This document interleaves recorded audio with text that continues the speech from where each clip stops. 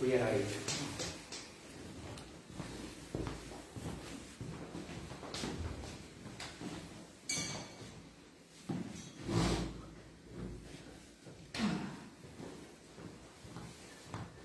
E un pic rece, da? E bine că nu bate vântul, nu? Și nici nu plouă.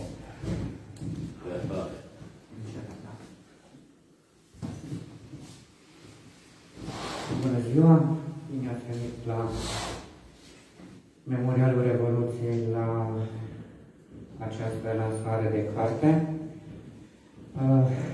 Este o transmisiune live și pe Facebook, deci din cauza pandemiei este o acțiune hibrid cu prezență minimală. Înainte de a vorbi efectiv despre publicațiile noastre, trebuie să vă spun că ar fi trebuit să fie mai multe titluri de carte astăzi aici pe masă. Sunt cu bunul de tipar pregătite. Din păcate, din mai multe cauze economice, nu le-am putut tipări acum în decembrie. Despre ele o să vorbim despre fiecare în parte, un pic mai încolo. Astăzi avem buletinul științific și de informare, Memorialul 39, numărul 27, iar numărul 28, care ar trebui să apară tot acum, probabil că va apare în prima parte a anului viitor. O să încerc să fim cât mai pragmatici. Mai avem, din păcate, colegii noștri au și alte evenimente unde trebuie să ajungă.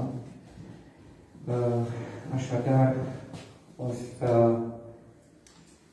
îi dau cuvântul domnului Lucian Ionică, membru în Consiliul, director al Memorialului, să ne vorbească despre buletin, după care o să revenim la domnul Vasile Bogdan. Dânsul a scris o carte foarte interesantă și regret foarte mult că n-am reușit să-l tipărim, să fie aici pe masă acum și o să ne povestească despre această carte. După care, domnul Lucian Vasile Sabo, vicepreședinte la Memorial, va contura despre publicațiile noastre câteva idei și impresii.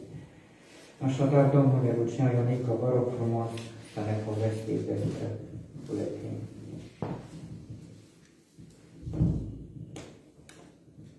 Este absolut remarcabil că de ani de zile Memorialul Revoluției reușește să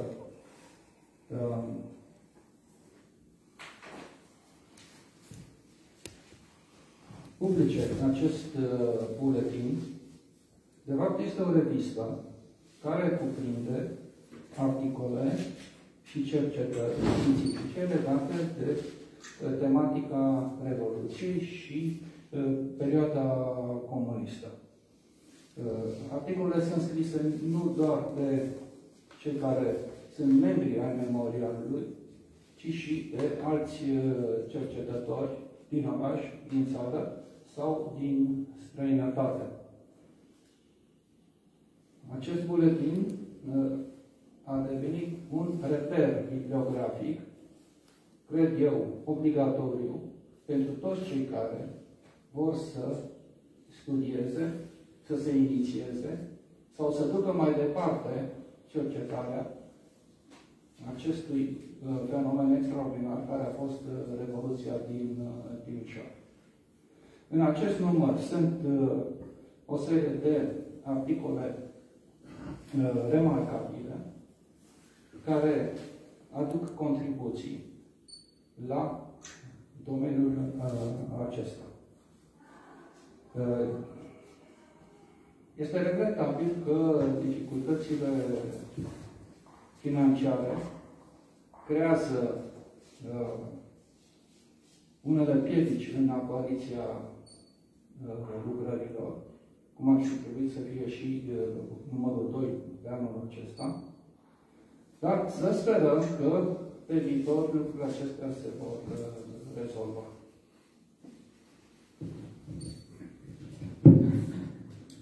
Domnul Vasile Bogdan. Ca de fiecare dată sunt emoționat să iau cuvântul aici, pentru că fiecare întâlnire pe care ne propune Memorialul Revoluției este altceva și este un stop de mai adânc și mai adânc în cunoașterea timpurilor care au fost, să le cunoaștem timpurile de azi, să le cunoaștem mai bine de noi înșine. Ceea ce este absolut extraordinar este faptul că se păstrează cu consecvență această idee de laborator, de cercetare, de laborator de a afla adevărul despre Revoluție, dar și de a păstra o seamă din obiectele și formele de manifestare ideatică generate de aceasta. Ceea ce este important este faptul că acest memorial al Revoluției a devenit în timp o instituție reper, tocmai prin tezaurul pe care îl conține și pe care îl adună în continuare și niciodată nu va putea fi reprodus în altă parte, sub forma unui muzeu, oricât de bine ar fi el de subvenționat de stat, în comparație cu acesta care este o adevărată cenușăreasă. Muzeul unei revoluții timișorene în care să fie doar niște săli goale, nu înseamnă nimic. Păcat că, iată, nu se găsește o soluție de a se dezvolta această instituție financiară și nu altele să prolifereze pentru ambițiile puterii sau puterii primare. Revenind la rostul meu și locul meu astăzi aici, este acela de a vă povesti o carte care urmează să apară, face parte din victimele acestea ale economiilor financiare pe care le face Ministerul prost înțeles, într-un mod cu totul absurd.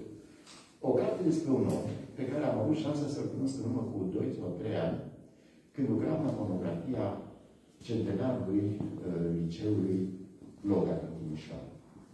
Un coleg al meu, Logan, numai că a avansat în vârstă de 94 de ani, care era el însuși un monument nu numai de vârstă, nu numai de prestigiu profesional uluitor pe plan național și internațional, mare inginer de rezistența clădirilor, având ca semnături Universitatea de Vest din Timișoara, Hotelul Continental și așa mai departe, dar care a avut în destinul lui momente în care s-a întâlnit și a scris istorie.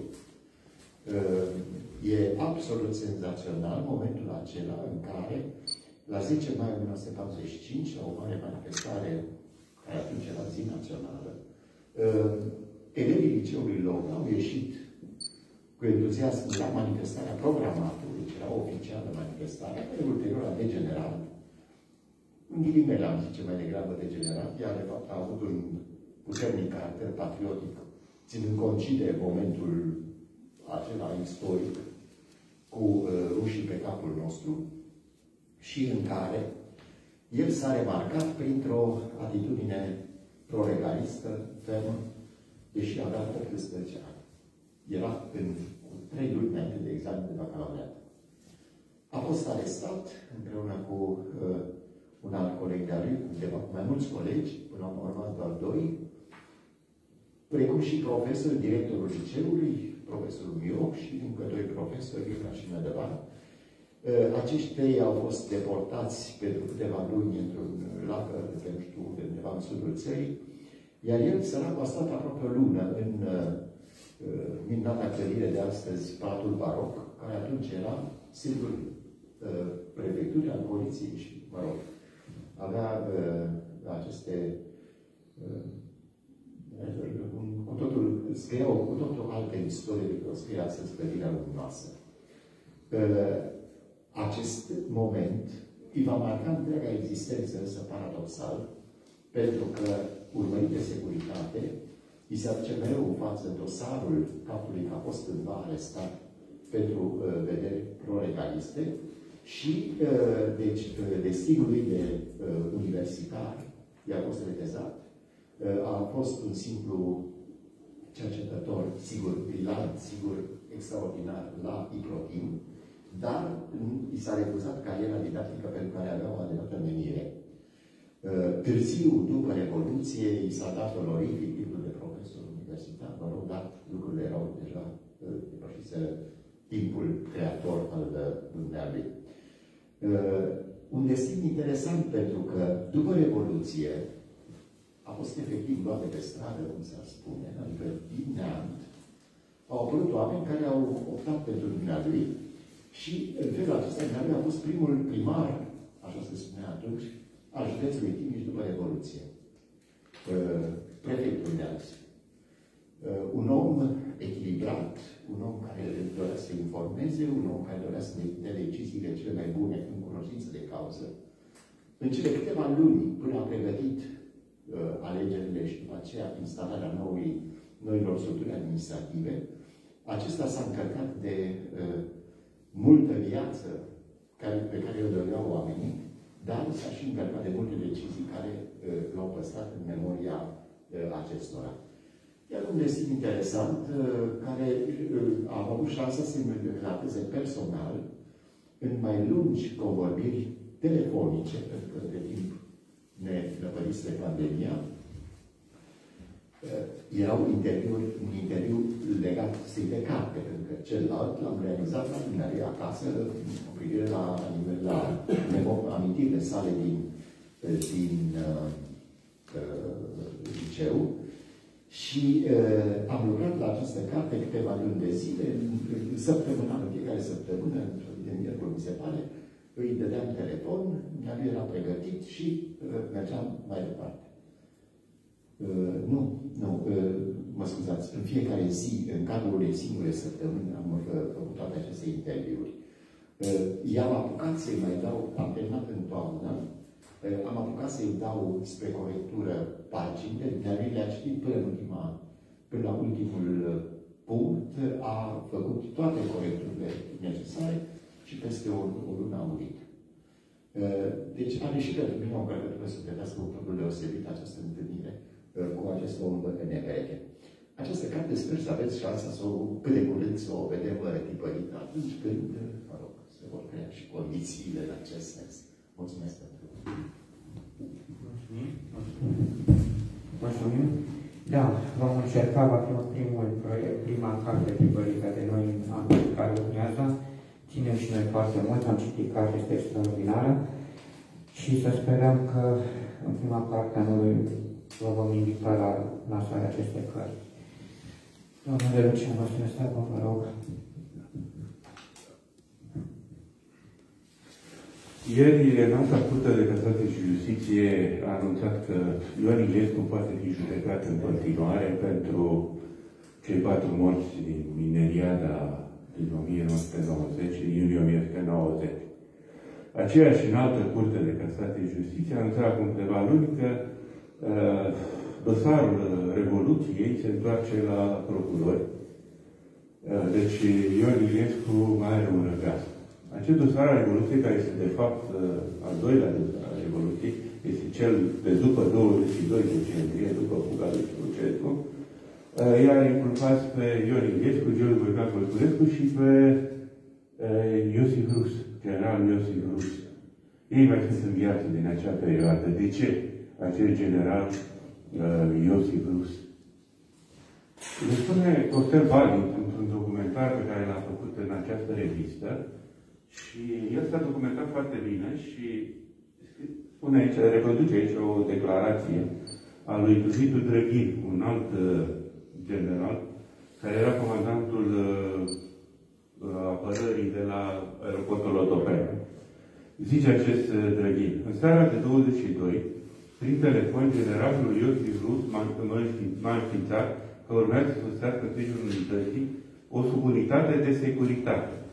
Iar raportat generalului Rus că nu mai este nevoie de această subunitate, întrucât se constituise deja dispozitivul de bază și de apărare al aeroportului.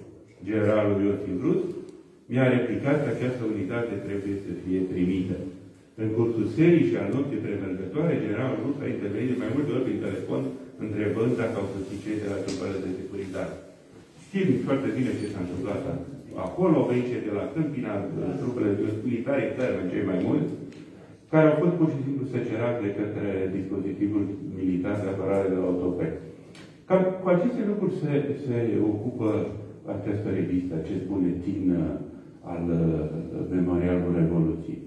Intră foarte atent în astfel de lucruri, le pune cap la cap și încearcă să reconstituie adevărul istoric, dar nu doar în simplu informativ, ci să facă legăturile necesare pentru a putea mai înțelege mai bine ceea ce s-a întâmplat acolo. Revoluția din 89 nu are foarte multe mistere. Lucrurile se știu, există documente foarte importante, însă trebuie mers în amănunt și văzut cam ce a făcut fiecare. Pentru că aceasta este marea datorie, de fapt, întregii societăți, clasei politice, a justiției, în primul rând, să meargă mai departe și să facă dreptate celor care au avut de suferit. Răniților, arestaților, familiilor celor care au fost uciși. Și în această zonă se plasează Memorialul Revoluției. Să aducă toate lucrurile acestea la suprafață și de a ajuta la păstrarea memoriei celor care au făcut adevărat ceva în această Revoluție. Pentru că dacă nu există astfel de studii, ne trezim cu orașe martiri care n-au avut absolut nimic de a face cu Revoluția, ne trezim cu militari, securiști, milițieni în rândul revoluționarilor, care, pe lângă salariul foarte mare pe care l-au în instituțiile în care lucrează sau în care au lucrat, pe lângă pensiile foarte mari pe care le au, beneficiază și de această aură falsă de revoluționari. Nu, lucrurile trebuie despărțite.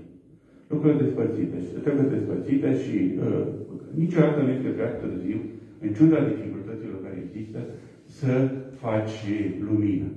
Pentru că este adevărat că nu toți militarii au tras, este adevărat că nu toți securiștii au tras, nu, e adevărat că nu toți milițienii au tras. Dar cei mai mulți au tras. Adică este foarte clar că trebuie să le despărțim, să vedem fiecare ce a făcut. Nu poți să o faci dacă nu aparatul de justiție nu face acest lucru. Eu v-am mai spus acest lucru și îl mai spun încă o dată, în 22 decembrie 89, probabil jumătate din procurori trebuie să aresteze jumătate din procurori, cealaltă jumătate din procurori. Pentru că ei au fost cu toții implicați, de la liderii de partid până la toate structurile administrative, procurori, securiști, militari, milițieni, toți au fost implicați în această represiune. Unii mai mult, alții mai puțin. Și trebuie despărțite apele. Buletinul are câteva studii importante, foarte importante, din două puncte de vedere importante. Odată că avem o panoramă și o comparație. Comparație cu ce s-a întâmplat la alții. Avem studii despre Albania, despre Polonia, despre Bulgaria, despre Ungaria, despre toate aceste, despre Cehia și putem să vedem aceste lucruri, să facem comparații și să ne dăm seama cam cum stă. Pe de altă parte, al doilea punct, sunt studii care merg în amănunt și aș remarca acest studiu al lui Marius Biot despre cauzele penale ale Revoluției. Trece revista proceselor care au avut loc și ne dăm seama, după ce parcurgem acest studiu, că ceva s-a făcut, dar este foarte puțin. Este foarte puțin. Și trebuie să mergem mai departe. Sigur, dincolo de toate aceste studii importante, sunt și informații legate de activitatea curentă a memorialului și documentare făcute de colegiul, opinii, impresii și alte lucruri de subliniat. Însă am reușit să facem lucrurile să funcționeze și mai bine. Dacă ar exista, sigur, un sprijin minimal și din partea administrației locale și județene, dacă ar exista un sprijin mai mare pentru aceste activități. Nu știu de ce nu există. Eu cred că din rea voință și din prostie. Nu cred că este o acțiune deliberată de a submina activitatea memorialului eroilor. Deși de la unii mă aștept și la acest lucru. Mulțumesc. Da, mulțumim. Dacă tot vorbea domnul Lucian Sabot de rolul Memorialului Evoluției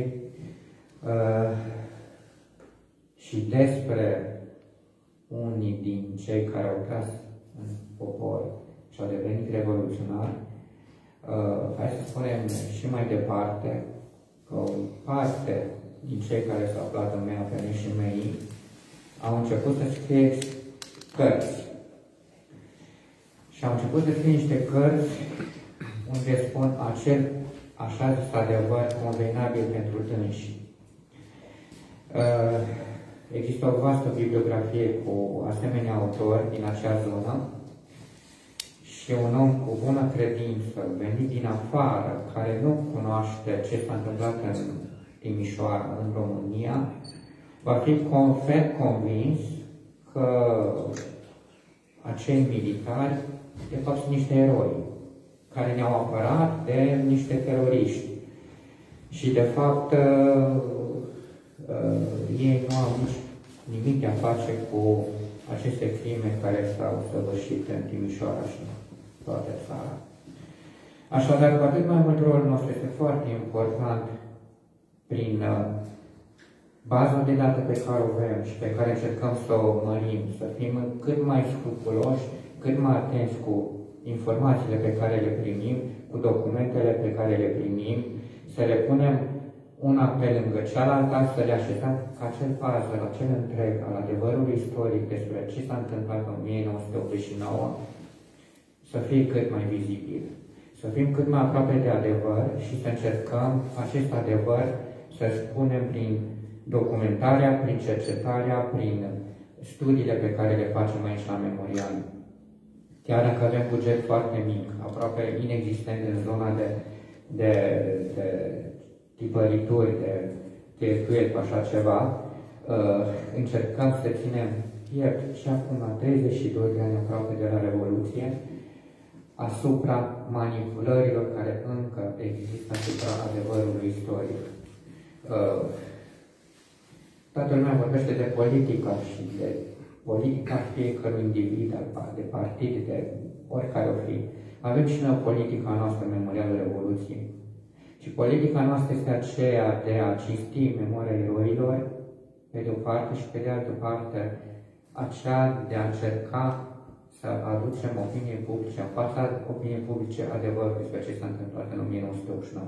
Aceasta este politica noastră și se pare că încă deranjează acest lucru, se pare că deranjează că nu ne aplicăm în alte zone și nu ne implicăm în alte diverse subiecte și teme și se pare că acesta este și de ce nu suntem atât de bine sprijiniți încă, nici astăzi. Chiar am să repet din nou, Memorialul Revoluției nu are venituri, că nu are de unde să aibă venituri, a fost și este pandemie și acel minimal pe care aveam devenit prin turiști, prin vizitatorii care veneau s-a diminuat într-un mod drastic, dramatic chiar. Iar noi avem pe această de clădire, pentru primărie, la primărie de plătit taxe pe clădire. Taxe pe care nu avem de unde să o plătim. Sunt în jur de 12.000 de lei, o sumă enormă pentru noi, pentru că din bugetul pe care primim prin Ministerul Culturii nu se poate contra asemenea taxe și din alte surse de unde nu avem. Și acest lucru ne-a lovit crunt, pentru că, fiind dator la primărie, noi nu puteam aplica la niciun proiect. Așadar, suntem loviți și indirect, cu cât că am cerut primăriei, se împlinește un an de când am cerut administrației FRIX să încerce un demers pentru a ne scuti de această taxă pe clădire.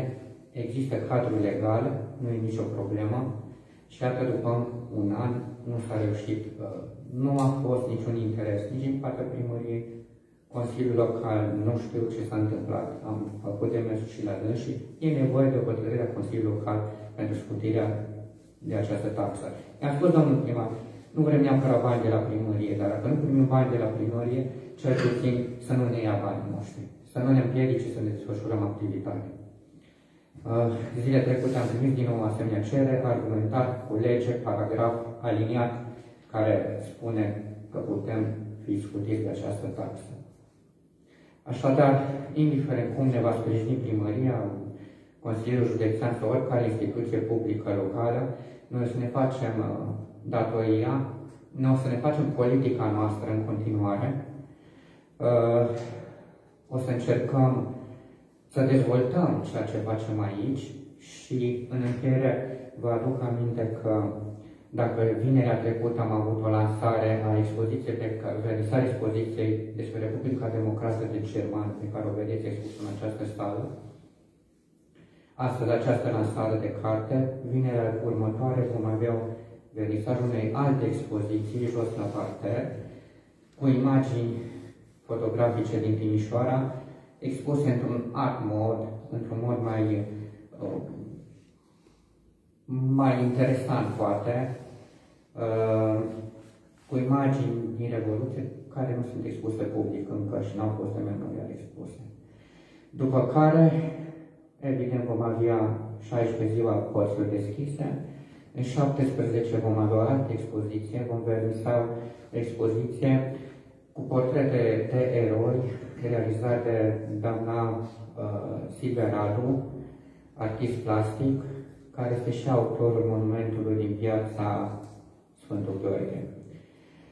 Și vom încheia cu pelerinajul din 18, implicat 15 școli și Inspectoratul Școlar Județean Timiș, cu pelerinajul la monumentele din Timișoara, iar în 19 se va pleca în pelerinaj la București și la Popești de Orten pe urma cenușei eroilor noștri. Cu acel pelerinaj vom încheia evenimentele comemorative de anul 2021. Așadar, vă invităm la ele. Vă mulțumim că sunteți alături de noi, sper să rămâneți alături de noi și să încercăm și dumneavoastră să ne sprijiniți, să ne facem politica noastră. Cinstirea eroilor și adevărul despre Revoluție. Vă mulțumim foarte mult pentru participare.